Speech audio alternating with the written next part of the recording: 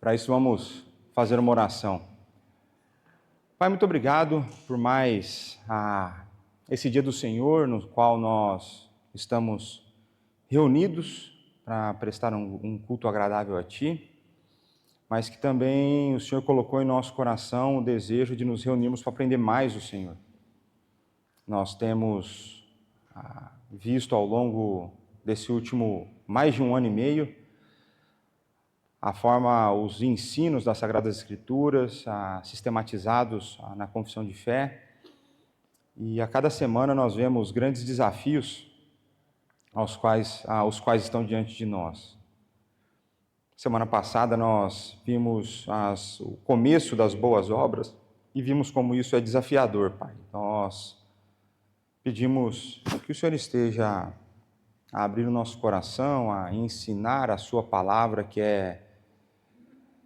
ela é infinita, no sentido de que a sua aplicação, o alimento que provém dela, nunca termina. Dá-nos cada vez mais admiração pela Tua santa palavra, dá-nos cada vez mais um coração inclinado a aprender do Senhor, e que possamos, Pai, usufruir das misericórdias que se renovam a cada manhã, da Sua graça derramada sobre o nosso ser. É o que nós te pedimos no santo nome de Jesus. Amém. Então pronto, semana passada eu já dei a dica aqui na oração, o que nós estávamos a ver?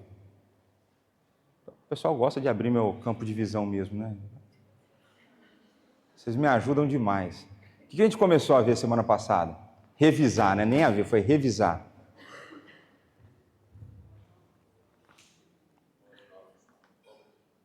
Começamos a ver o capítulo das boas obras, certo? E o que nós vimos sobre boas obras, o que chamou sua atenção, o que foi novidade, o que foi chover no molhado? Tem essa expressão cá em Portugal, chover no molhado? Tem. Chover no molhado? Tem. O que nós vimos aí semana passada? Como? Só é possível fazer boas obras por causa de Cristo. O que mais?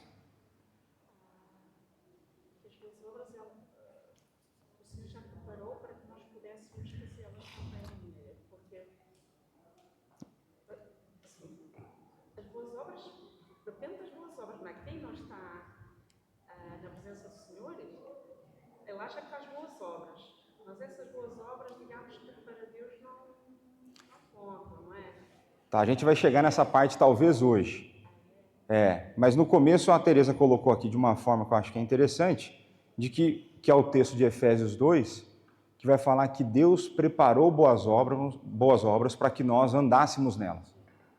Então existe uma preparação anterior, e anterior inclusive à nossa existência.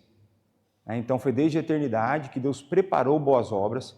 Então, uma vez que a salvação pela graça nos alcança, uma vez que nós fomos salvos, existe uma maneira que nós começamos a andar, e essa maneira inclui as boas obras. O que mais que a gente viu?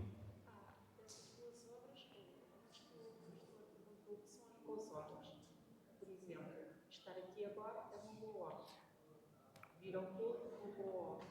Servir na casa do Pai, uma boa obra. E nós só fazemos realmente isso porque agora estamos na presença do Senhor, senão antes não faríamos nunca. Então a Teresa destacou aqui boas obras relacionadas de uma maneira bastante direta com a nossa vida espiritual.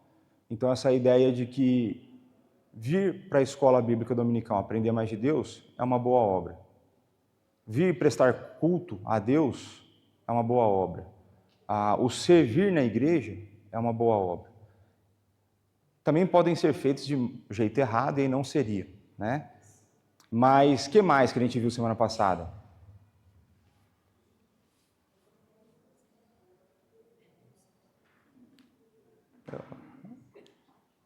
É contagiante. Contagiante, o que mais? Vamos ver se eu vou dar algumas dicas aqui para vocês lembrarem. A gente chegou a falar, por exemplo, do contraste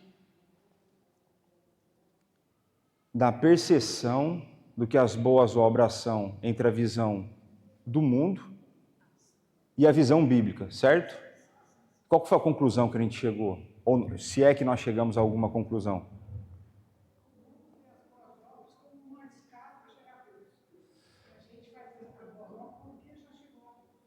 Então, a Margarida colocou assim, olha, o mundo vê, às vezes, as boas obras como uma escada para chegar a Deus. Eu diria que tem algumas religiões que pensam assim. Algumas outras não pensarão como uma escada para chegar a Deus, mas como uma escada para atingir algo, ou conseguir algo em retorno do universo. Né? Ou então, pelo menos, tirar a culpa da minha consciência por algumas coisas que eu tenho e outros não têm. Né? Isso pode ser uma forma. E já no nosso caso, uma vez, porque nós fomos salvos, é que a gente pensa e tem vontade, tem inclinação de fazer boas obras. O que mais que a gente viu esse contraste entre o mundo e a nossa visão? O mundo tem a tendência de achar que tipo de coisa é boa obra, que gênero de coisa é boa obra. Oi? Então, por exemplo, a ideia de justiça social, assistência social, uma luta ou por minorias ou simplesmente uma melhor distribuição de renda, eles param nisso. E nós vimos o que é uma visão bíblica de boas obras. Oi? Fazer a vontade de Deus. Ou seja, toda e qualquer ordenança das Sagradas Escrituras, uma vez que nós obedecemos, é uma boa obra realizada. Então, eu creio que isso é bastante importante para a gente começar a desmistificar algumas coisas e achar que boas obras é só se necessariamente eu for ajudar alguém em necessidade. Aos olhos de Deus, obedecê-lo é boa obra. E a gente obedece a Deus em quantas áreas, ou a gente deveria obedecer a Deus em quantas áreas da nossa vida? Em todas. Então, vamos pensar aqui, nós temos adolescentes aqui no nosso meio. O adolescente, quando ele leva a sério os seus estudos e faz isso para a glória de Deus, ele está fazendo uma boa obra. O adolescente, quando ele ouve os pais e arruma o seu quarto, gera menos bagunça, toma banho, escova o dente, ajuda a mãe a lavar a louça, esse tipo de coisa, ele está fazendo uma boa obra. Os pais, quando não provocam a ira nos filhos, os pais quando trabalham, os pais quando isso, boa obra. Os cônjuges, quando eles se relacionam, a maneira como eles se relacionam pode ser boas obras. Então a gente começa a ver que a ideia de fazer boa obra perpassa toda a nossa vida. Não vai existir uma área que não deveria ser influenciada pelas Sagradas Escrituras e pela maneira como Deus a vê. Resumindo, não sobra muita opção para nós em nenhuma área para a gente fazer o que a gente quer. A gente tem que viver da maneira como Ele deseja. E aí, é fácil? É tão fácil que só teve um que conseguiu. Aquele que garante a nossa salvação. Jesus Cristo, o Deus encarnado, o homem perfeito. Somente Ele conseguiu viver essa vida. Então, eu falei... uma outra coisa que a gente viu, que as boas obras são aquelas que estão ordenadas, somente aquelas. Às vezes pessoas acrescentam coisas tentando fazer aquilo virar boas obras. Eu dei exemplo de regras que são criadas na igreja e impostas sobre pessoas, que aquilo de boa obra não tem nada. Né? Às vezes é um zelo cego, até tem boa intenção, mas você cerceia coisas, direitos que Deus deu para a pessoa. Você não tem o direito de fazer isso. Então, são coisas importantes. Eu dei também a definição, né? Eu falei, se todos os mandamentos são boa obra, eu falei que o amor era uma boa obra, a gente fez uma comparação entre o amor na visão do mundo e na visão bíblica, como isso muda a maneira como a gente ama, como a gente vai aplicar o conceito de amor na realidade.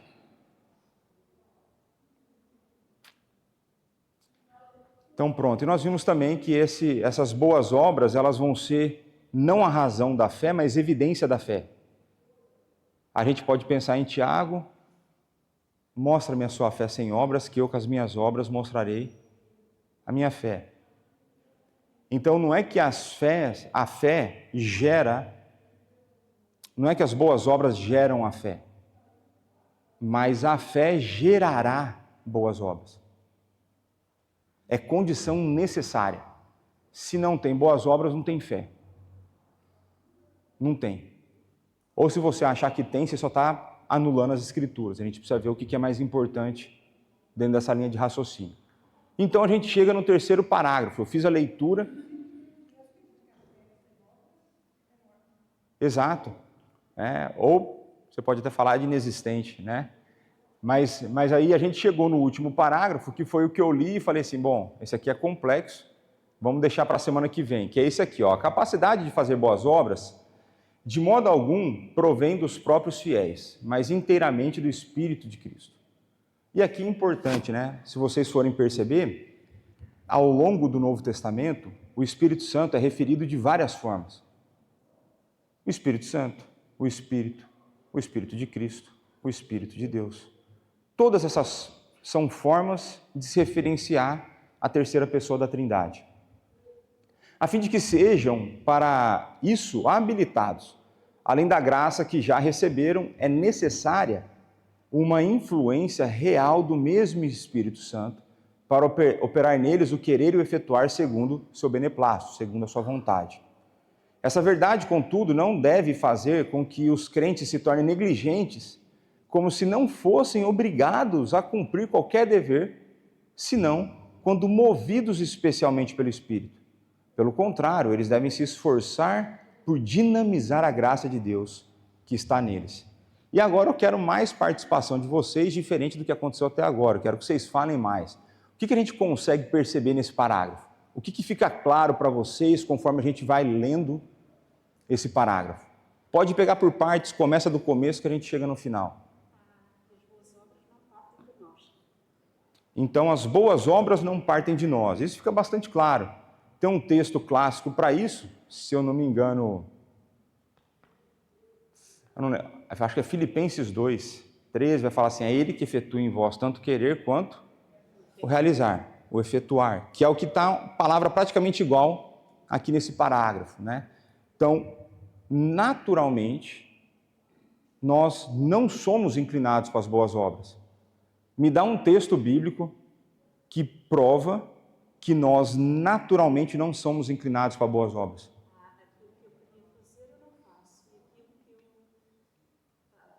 Então, a Tereza está a citar Romanos 7.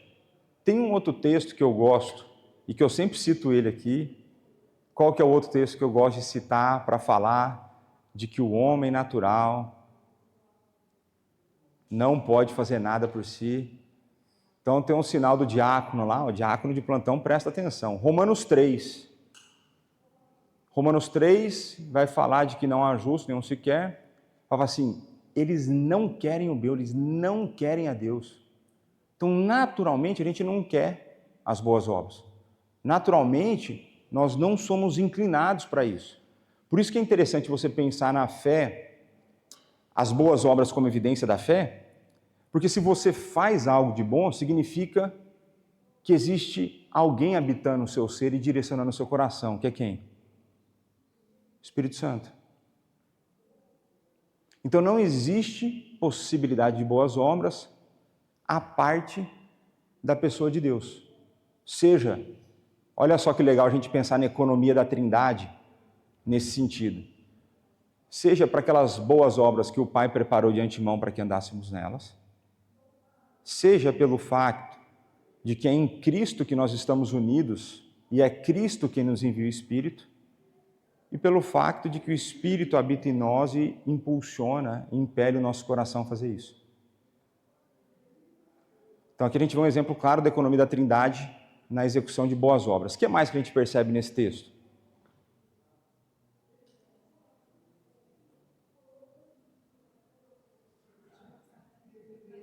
Como?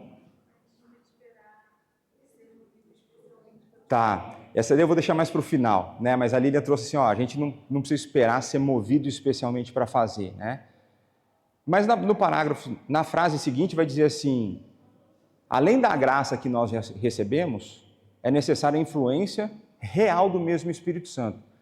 Então, isso é interessante porque o Espírito, ele regenera o nosso coração, certo?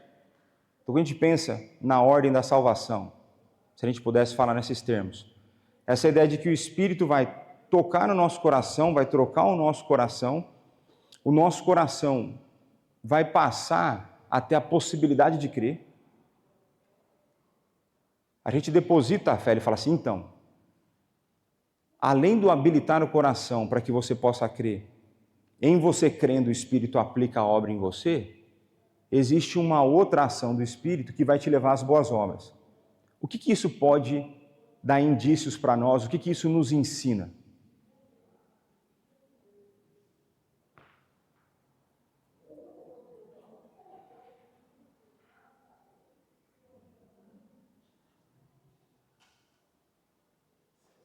Existe uma graça dada pelo Espírito no ato da salvação.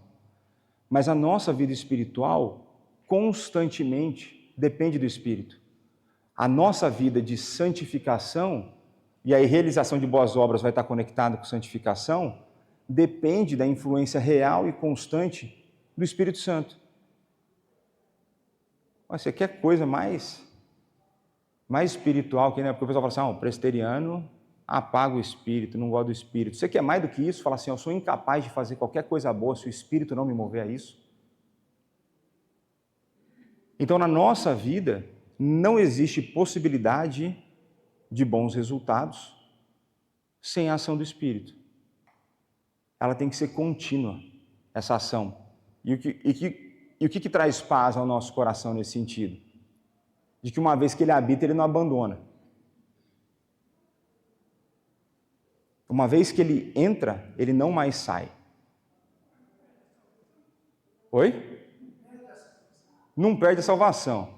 Eu ia fazer uma piada, mas o pessoal ia levar muito para a área política, eu não vou fazer. Mas uma vez que ele entra, não é assentamento, é morada definitiva. Não é provisório, é para sempre. Então pronto. Aí o que mais que a gente consegue ver aqui? Pronto, aí a gente chega no pedaço que a Lilian colocou. Essa verdade não deve fazer com que os crentes se tornem negligentes, como se não fossem obrigados a cumprir qualquer dever, senão quando especialmente movidos pelo Espírito. Isso aqui é importante porque isso envolve não apenas na cabeça, no pensamento convencional de boas obras, isso envolve a nossa vida de devoção, que é uma boa obra. Então, muitas vezes as pessoas vão ter dificuldade no estabelecimento da sua vida devocional e vão falar assim, mas eu não me senti muito movido a fazer. E quem falou que você precisa se sentir movido se é o certo? A gente começa a terceirizar uma responsabilidade que nos foi dada. A gente começa a misturar a esfera da soberania com a esfera da responsabilidade humana. A ação do Espírito é a esfera da soberania. Deus vai fazer, Deus colocou o Espírito em você e Ele vai agir através do Espírito. Agora, dentro da esfera da responsabilidade, o que você precisa fazer? E aqui não é conquistar a salvação. A questão é, o que em termos de esforço é necessário para a minha vida? E aí a gente tem a tendência de esquecer algumas passagens. Então, Paulo vai falar que a gente deve desenvolver a nossa salvação com temor e tremor. Peraí, desenvolver a salvação? Essa ideia do processo de santificação. Se tem desenvolvimento, o que está associado? Esforço. Por exemplo, se você quer se desenvolver intelectualmente, se você quer nos estudos e tudo mais, o que demanda de você? Esforço. Né?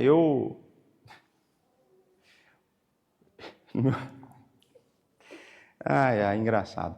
Estou lembrando aqui de duas cenas, uma no seminário no Brasil e uma no mestrado. E a cena do seminário no Brasil foi quando a gente teve a nossa primeira prova de hebraico, e aí fui lá e tive um bom desempenho na prova. Aí eu lembro de um menino que ele falou assim, não, mas é porque o fulano e vocês são inteligentes, aí fica mais fácil para vocês. Rapaz, vem cá, toma vergonha na sua cara. O que você fez no feriado? Eu descansei, eu fiquei 9 horas no feriado memorizando o vocabulário. Eu fiquei 9 horas do meu feriado sentado, estudando e memorizando o vocabulário de hebraico. Você vem falar que é porque eu sou inteligente? Ou porque o outro é inteligente. Você sabe quanto esforço que eu pus nisso? Como se inteligente fosse ofensa, né? Mas você sabe quanto esforço que eu pus nisso? Às vezes você não tem porque você não esforça. Falei, tem um método de estudo chamado BQ. Bunda quadrada. Você senta e só sai a hora que você aprendeu. Você senta e só sai a hora que terminou. É esforço, velho. É esforço. Hoje o povo quer receber, né?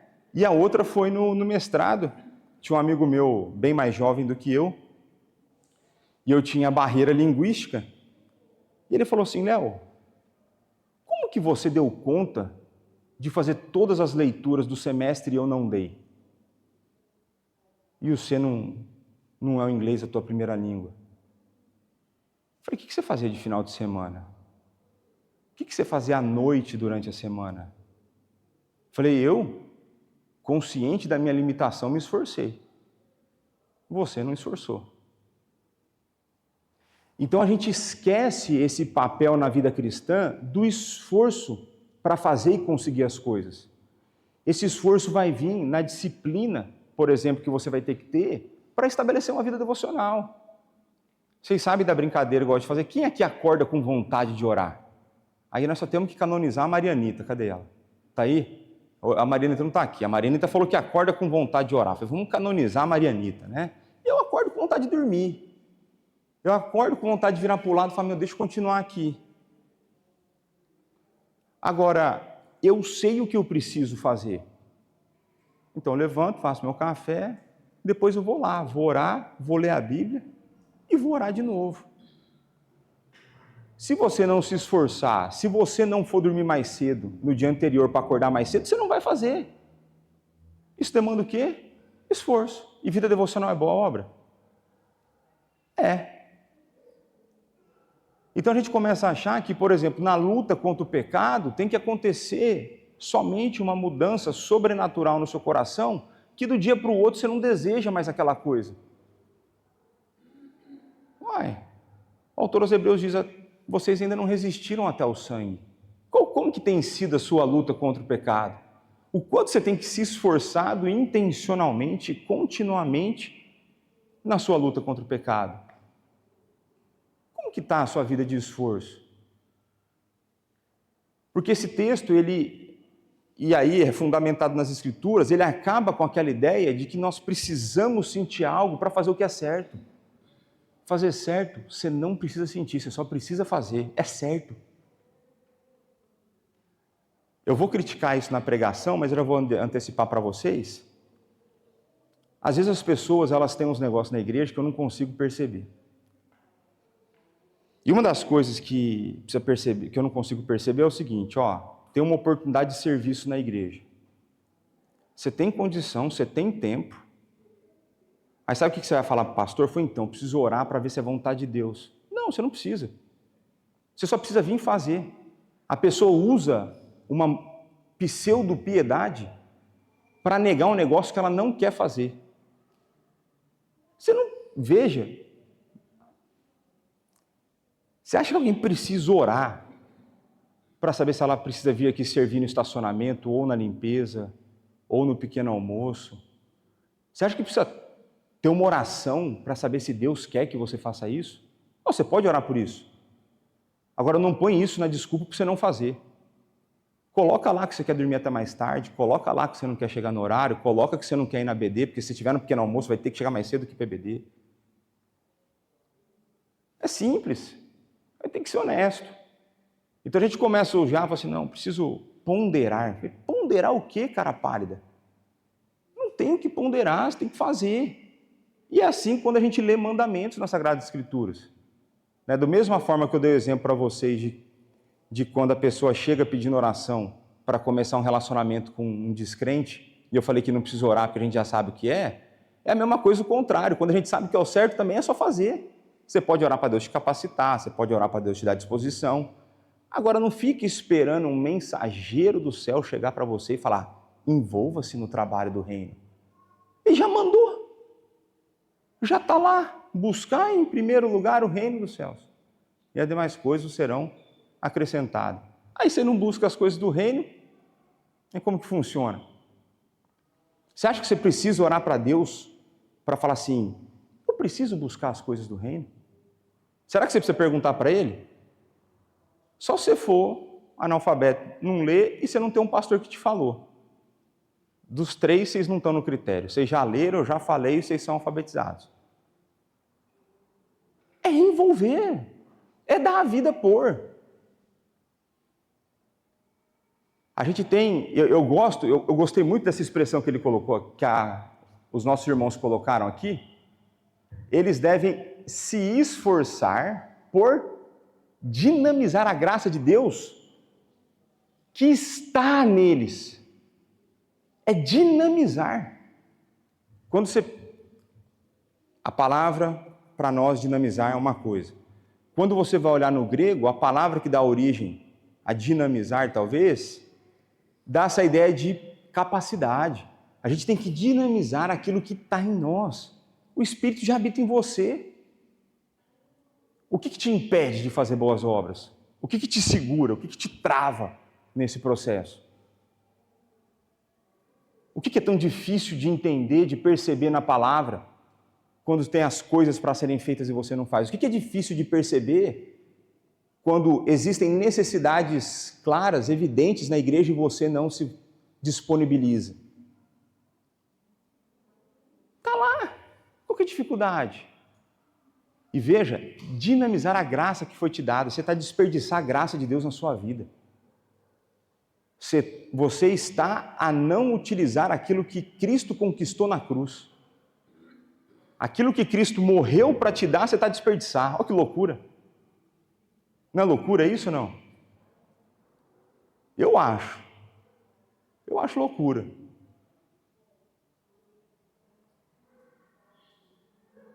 Por exemplo, vamos supor que acontece essa cena que é a melhor dos mundos para mim. Você vai num restaurante, vai na restauração lá, você pede um prato. Você está com sua conta lá no banco, de sobra dá 500 mil euros. Isso foi o que você conseguiu economizar no ano. Aí você fala assim, vou jantar. Aí você escolhe o restaurante mais caro aqui do Porto e região. Você vai lá e pede o prato mais caro. Você vai desperdiçar, se vier muita comida, você vai jogar aquilo fora? Você não vai. Até com comida mais ou menos a gente já leva para casa ou não? Vai, embrulha para viagem, vou levar para casa. Agora, com a graça, que é muito mais valiosa do que isso, a gente coloca para estragar, a gente joga fora, a gente despreza. Está de barriga cheia, já comeu demais. Mas enfim, são só elucubrações de um pastor. Então, 16:4 vai dizer o seguinte: os que alcançam pela sua obediência a maior perfeição possível nessa vida, estão longe de exceder as suas obrigações e fazer mais do que Deus requer deles. E são deficientes em muitos deveres que são obrigados a fazer. E eu gosto muito desse tipo de pensamento, de algumas passagens que vão nos auxiliar com isso, que é para você tratar com aquele tipo de pessoa que acha que faz muito para Deus. Então, às vezes, a gente é tentado a olhar para o nosso calendário, a gente olha para a nossa agenda e eu falo assim, não, mas eu estou fazendo isso, aquilo, outro. Eu estou fazendo muito para Deus. E é. Impressionante. Encontramos um homem mais justo do que Jesus. Porque Jesus atendeu aquilo que Deus queria. Você está a exceder. Parabéns para você, depois venha conversar comigo. Eu lembro de um caso de um menino que eu estava a discipular, eu já contei esse caso aqui. E um dia ele chegou para mim e falou, Léo, estou bombando. Estou fazendo isso, fazendo aquilo. Cara, eu estou demais, estou muito crente. Eu falei, você está demais mesmo? Ele falou, é.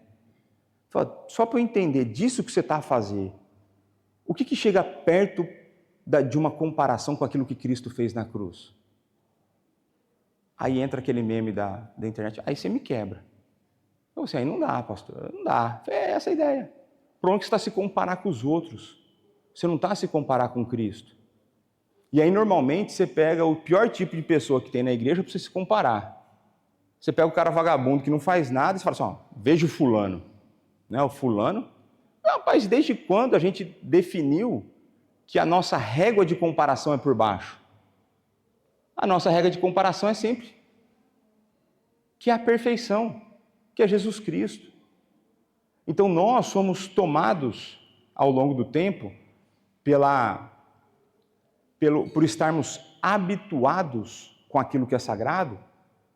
O nosso coração vai ser tentado e muitas vezes tomado com um senso de autojustiça e de capacidade de realizações, como se a gente tivesse a fazer muito pelo reino.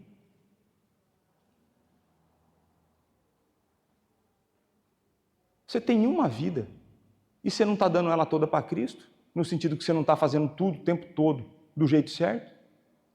O texto vai lembrar aqui que em várias áreas você continua deficiente. De que forma? De que forma posso eu achar que faço algo de muito bom? De que forma eu posso achar que eu estou tranquilo diante de Deus porque eu estou fazendo tudo o que eu deveria fazer? Ninguém, pô. Ninguém. Mas com o caminhar, com o passar dos anos, com a gente vai se acostumando com a fé, a gente vai se acostumando com o ambiente eclesiástico e a gente vai achando que a gente faz muito. Eu já te garanto agora, não faz. E nem adianta vir listar. Se vier listar, eu vou falar que não faz. Então a gente tem que ter no nosso coração uma outra disposição, que é a disposição de enxergar o quanto nós ainda não fazemos. Nós temos que ter a disposição de olhar para o nosso coração e ver a nossa incapacidade diante de tantas responsabilidades que nós temos. Eu lembro, principalmente no meu começo, cá nas Pedras Vivas, o tanto que eu falava para o conselho. Ontem à noite, de novo, eu fui dormir com a mesma coisa na cabeça. Foi o quê? O senso do tanto que eu sou incapaz de fazer o que a gente está a fazer. O senso de indignidade diante disso. O senso de incapacidade diante disso.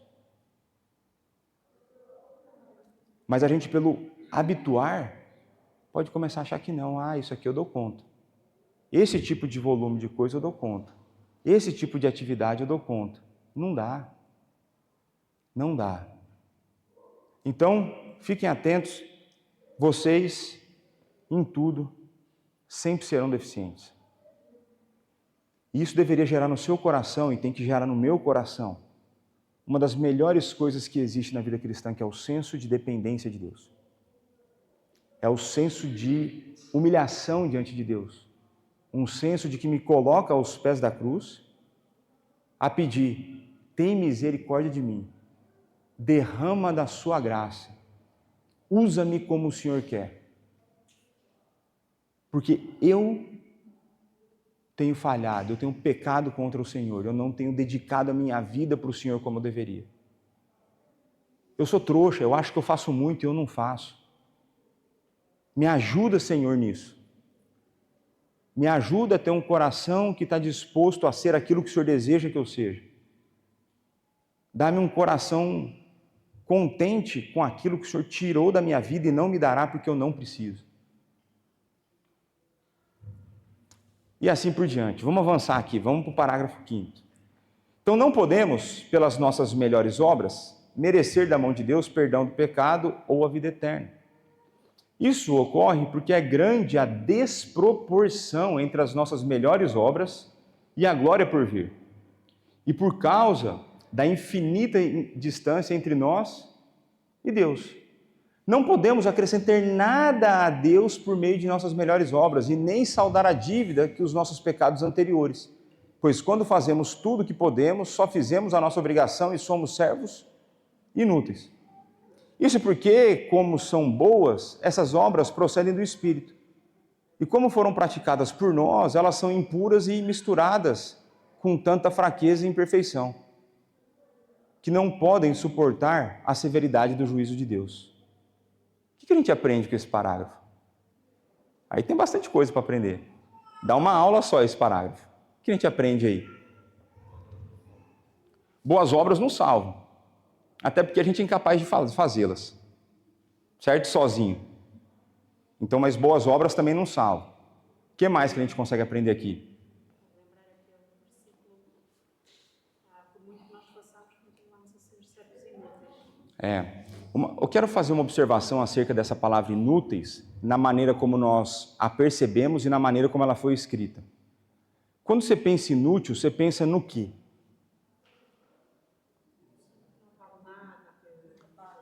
Que não vale nada, que não presta para nada, que não tem serventia alguma, certo? Agora, se a gente fez tudo o que a gente devia fazer, nós somos considerados servos inúteis, faz sentido? Depende da maneira como a gente entende a palavra inútil. E a ideia transmitida pelo texto não é de que você não tem serventia. A ideia é que você não é digno de louvor porque você só fez o que foi pedido. Então pensa você na sua empresa. Você faz um acordo de metas.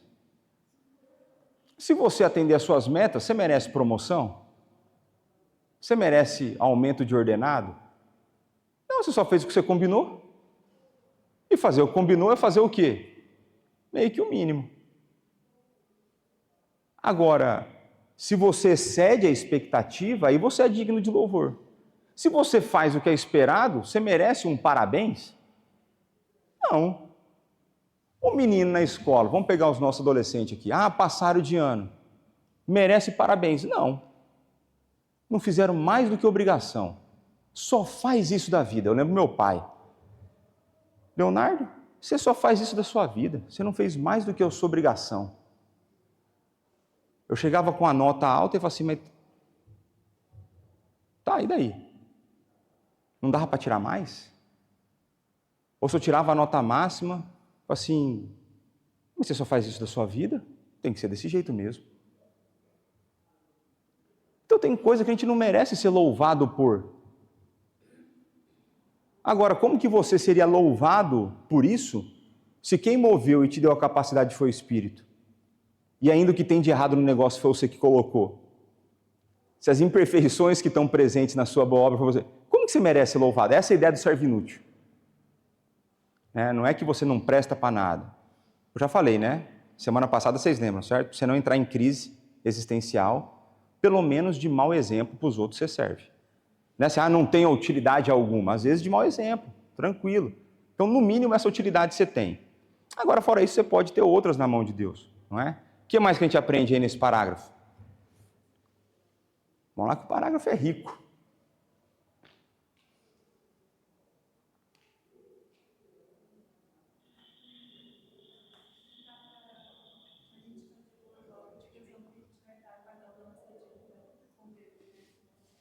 Então a Lilian trouxe aqui, não dá para a gente fazer boas obras achando que ao fazer as boas obras nós estamos a retribuir aquilo que Deus fez por nós. Eu gosto muito de um raciocínio apresentado pelo John Piper, que ele fala assim,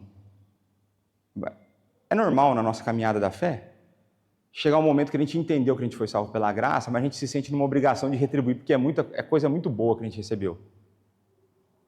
Ou vocês acham que a salvação não é muito boa? É muito boa. Se é muito boa, você começa a se sentir, porque a gente tem dificuldade de aceitar gratuitamente coisas, a gente quer retribuir a Deus. Aí o John Piper vai apresentar o seguinte argumento: como é que você vai pagar a sua dívida com Deus, se para fazer coisa boa você depende da graça? Então, em última instância, quanto mais coisas boas você faz, mais devedor da graça você é. E essa é uma dívida boa de se adquirir. Essa daí você pode ficar devedor com força. Ele não vai te cobrar. Mas então existe essa relação. Então, se não tem nada que eu faça para pagar a Deus, não tem nada que eu faça que leve com que Deus me ame mais. E não tem nada com que eu faça com que Deus me ame menos. Se eu estou em Cristo, Deus me ama da maneira perfeita e completa. E eu sou incapaz de gerar nele, porque eu estou em Cristo, qualquer senso de odiosidade contra a minha vida. Isso é muito confortante. Se você não tem paz com um negócio desse, eu não sei como que a paz vai chegar no seu coração. Mas pronto, o que mais que a gente consegue aprender com esse parágrafo?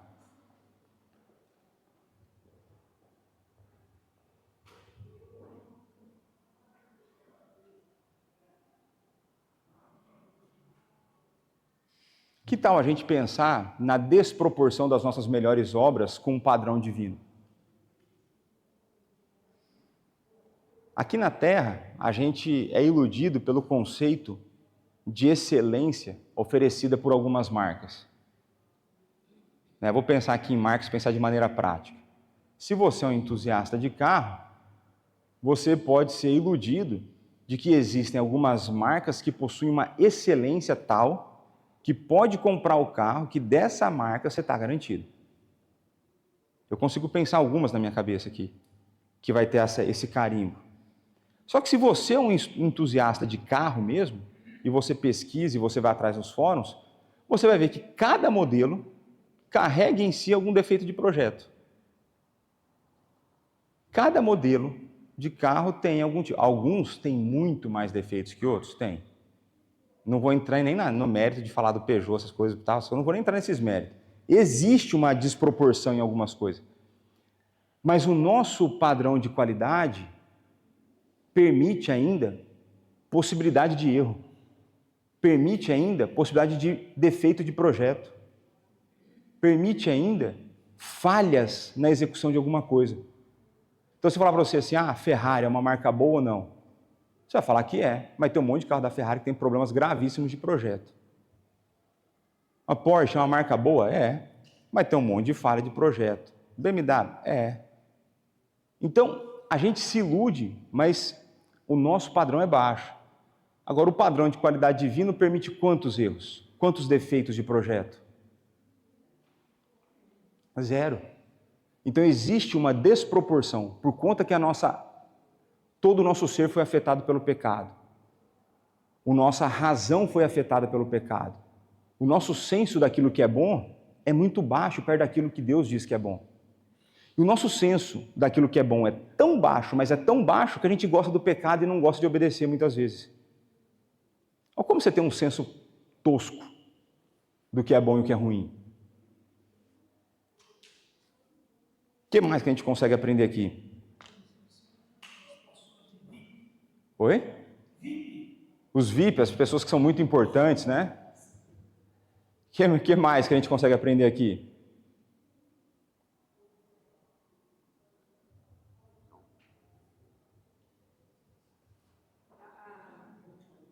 Percebo ali também que quando ele fala que, mesmo praticando as obras, elas são impuras e misturadas com a fraqueza e perfeição, não podemos suportar se livrar a Deus.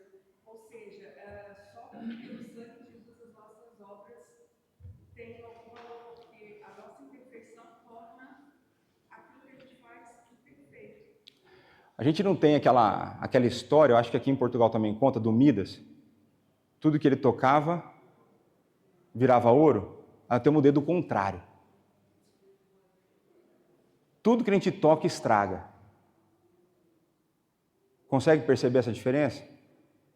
Tudo que a gente toca, a gente consegue deixar pior. Então, ainda que na nossa melhor performance, no nosso melhor dia de toda a nossa vida, se escolher um dia, falar assim, nesse dia, eu não consigo lembrar onde eu errei.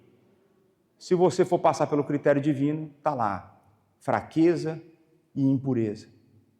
Agora, Aí, por exemplo, se eu falo isso para você, você pode se sentir extremamente desencorajado de vir servir na igreja. Porque assim, se tudo que eu faço não presta, eu vou fazer por quê? Não é? É igual quando a pessoa só critica o seu trabalho.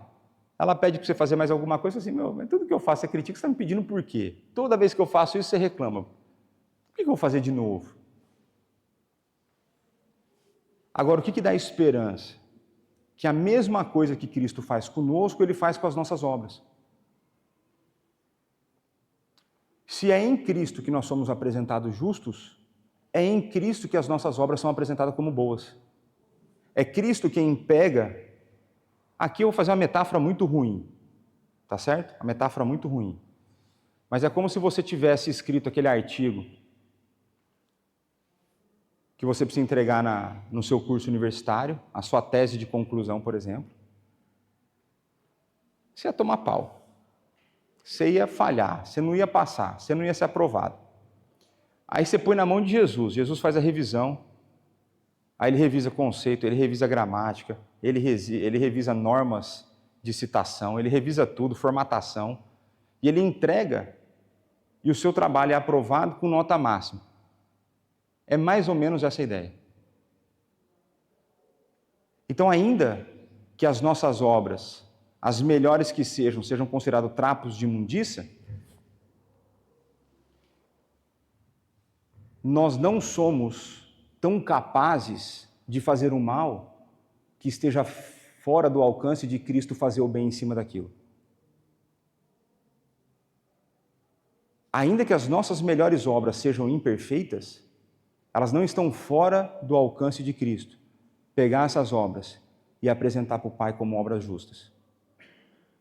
Então, ainda que você tenha as suas limitações, ainda que você tenha as suas dificuldades, o chamado para servir no reino é uma garantia de que Cristo vai entregar as suas obras como obras perfeitas diante de Deus. Então, ao invés de se sentir desencorajado, você deveria se sentir encorajado por experimentar mais da graça através do fazer e da graça que entrega a sua obra. E a confiança. Então você vai ter cada vez mais confiança em fazer as coisas porque você sabe que no Senhor, 1 Coríntios 15, 58, no Senhor o vosso trabalho não é vão. Aquilo que nós fazemos no Senhor, não é para, é no, que consequentemente vai virar para. Mas aquilo que nós fazemos em intimidade, de acordo com a palavra de Deus, nunca vai ser vão. Porque a gente sabe que Ele pega isso e entrega para o Pai. E vamos que eu acho que esse... tem mais 2 ainda. Esse capítulo não termina, né? Vamos lá, você vê que boas obras é um assunto bastante extenso. Entretanto, porque os crentes são aceitos por meio de Cristo, as boas obras também devem ser aceitas nele. Aí eu já antecipei essa parte.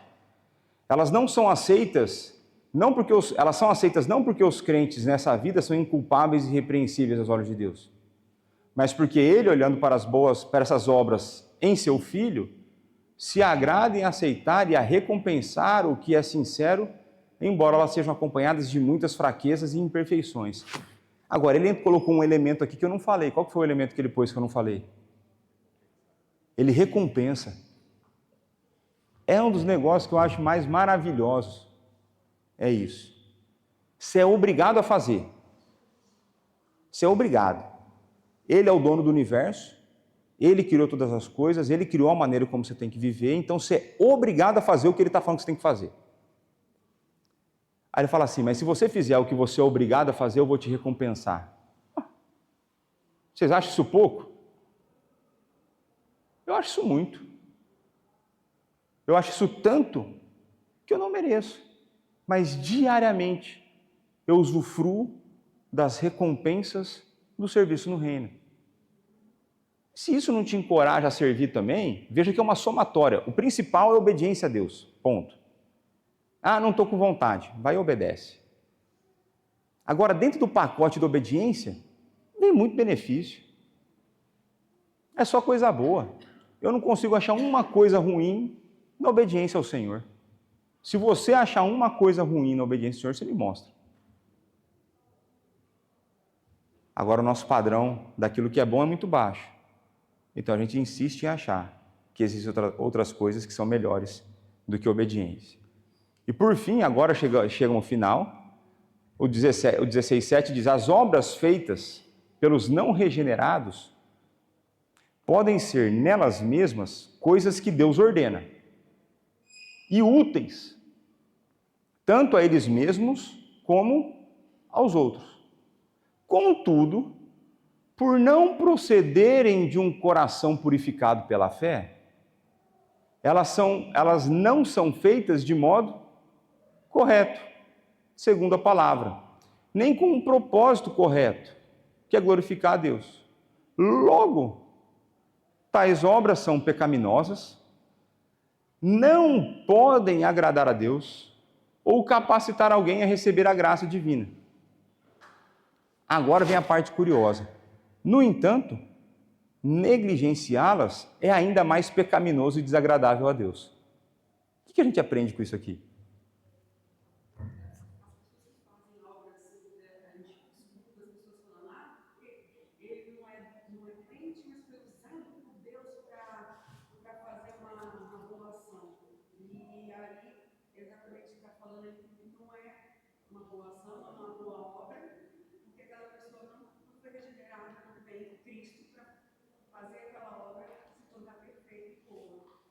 Então existe esse aspecto de que ela não é uma boa obra porque a pessoa é descrente, mas existe um aspecto de que Deus de fato usou aquela pessoa para fazer algo bom para outra.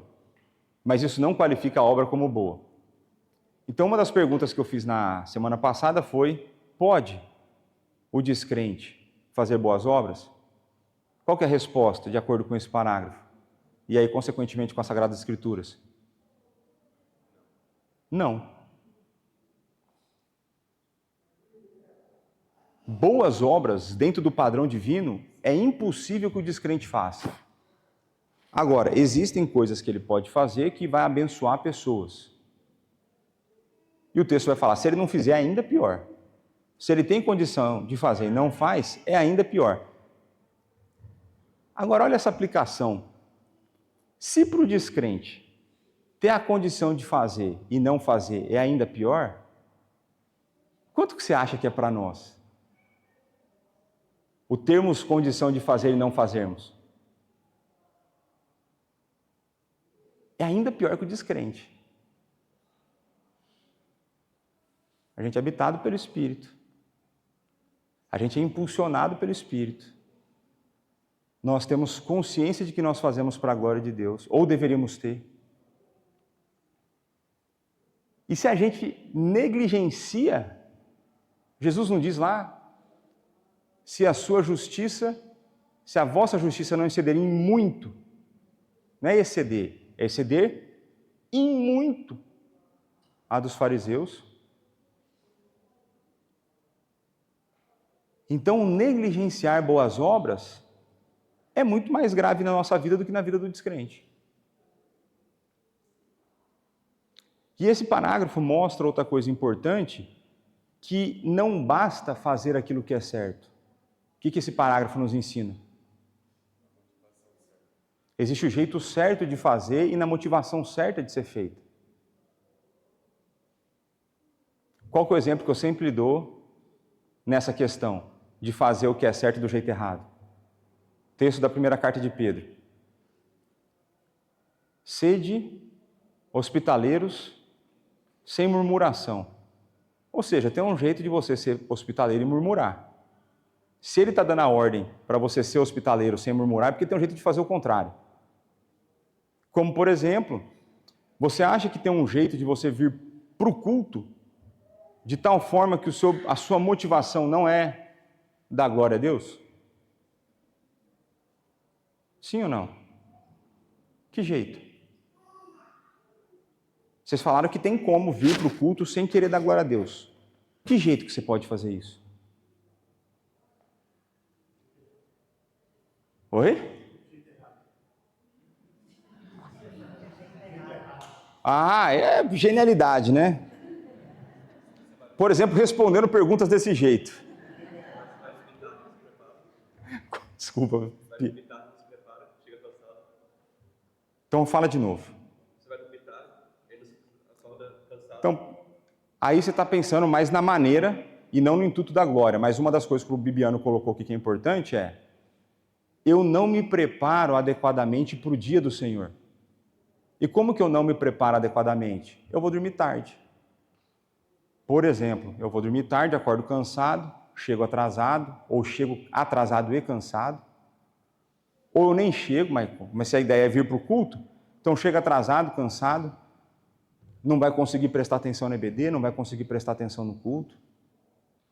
A tua mente, o teu coração não vai estar lá. Esse é um jeito, uma maneira errada de fazer.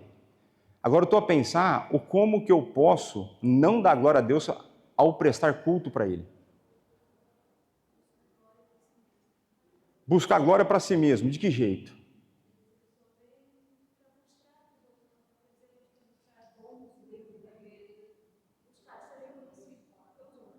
Então, acho que a Lúcia trouxe o ponto importante de que a pessoa vem para buscar glória para si.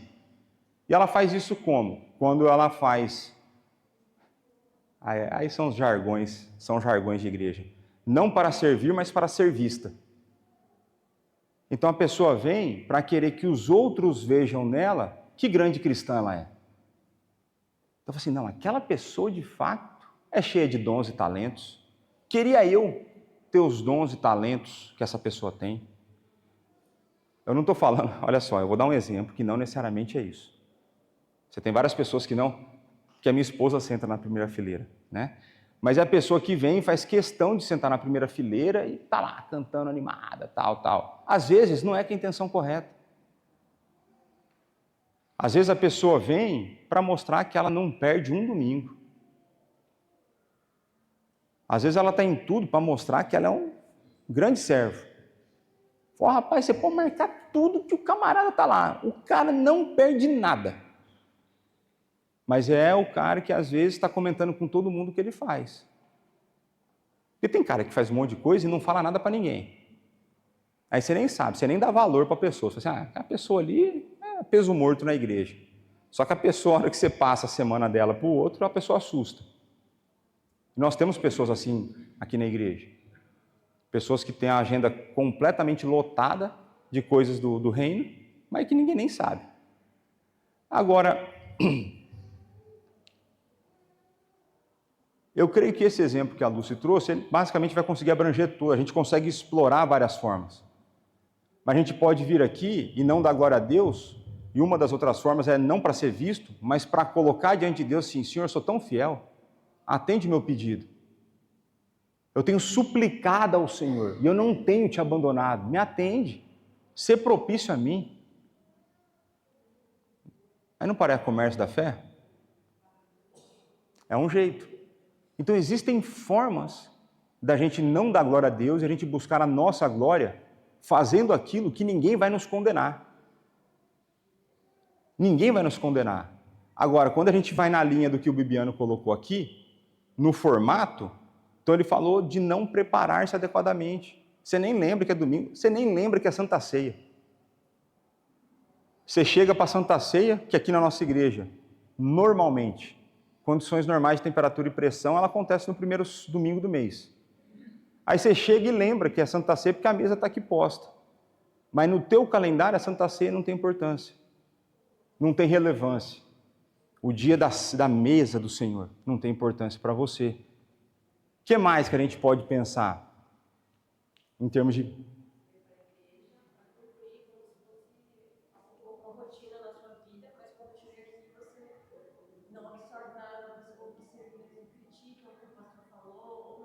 Isso aí o pessoal faz bastante. Isso aí, mais do que vocês conseguem imaginar.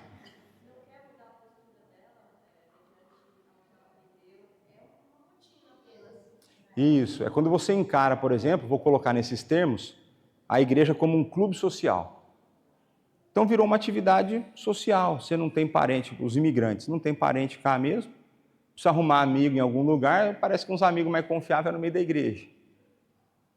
É você olhar e falar assim, eu tenho meu checklist da santidade, minha lista de coisas a fazer da santidade, e nisso consta aparecer na igreja domingo. Aí você vem, o pastor está a falar, você está a pensar em outra coisa, né? Você está fazendo o que a Alice falou lá, fica falando mal do pastor, tal, essa coisa acontece. Mas é importante a gente ficar atento a esses detalhes, né? De que existe o jeito errado de fazer as coisas certas. Coisa certa não é certa só porque você fez. Ela demanda motivação, ela demanda a maneira como você faz, que tudo isso vai gerar diferença na sua vida e na vida de outras pessoas. E chegamos ao fim dos capítulos. Eu até poderia continuar a falar disso, é um assunto que me interessa, e de uma certa forma a gente vai entrar nisso hoje na pregação, mas por conta do horário vamos encerrar com uma oração. Pai, muito obrigado por esse momento, muito obrigado pela boa obra que o Senhor tem feito em nossa vida, tanto individual quanto coletivamente. Continua a cuidar de nós, continua a dar-nos crescimento, Pai, em graça. Dá-nos um coração que deseja fazer as boas obras, um coração que deseja conhecer o que são as boas obras. Dá-nos um coração que se submete à sua palavra e, por isso, sabe o que são as boas obras.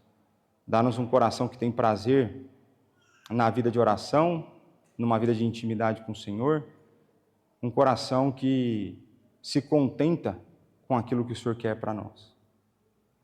Ajuda-nos nas nossas fraquezas, perdoa os nossos tantos pecados e faz-nos cada vez mais parecidos com o nosso Senhor e Salvador Jesus Cristo, através de quem nós oramos e agradecemos. Amém. Então pronto, está lá liberado o pequeno almoço.